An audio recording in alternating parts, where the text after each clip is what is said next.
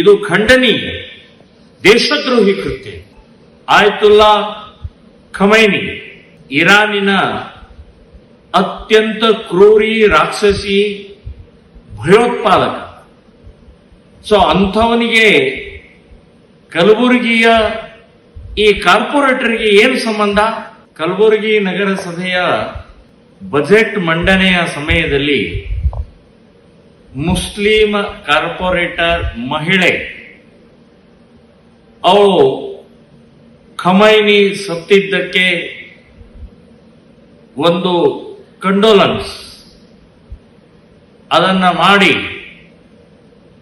ಮತ್ತು ಇಡೀ ನಗರಸಭೆಯ ಇರುವಂತಹ ಎಲ್ಲ ಸದಸ್ಯರಿಗೆ ಎದ್ದು ನಿಂತು ಮೌನಾಚರಣೆ ಮಾಡಬೇಕು ಅಂತ ಹೇಳಿ, ಸೊ ಅಲ್ಲಿದ್ದಂತಹ ಎಲ್ಲರೂ ಕೂಡ ಮೌನಾಚರಣೆಯನ್ನು ಮಾಡಿದ್ದಾರೆ.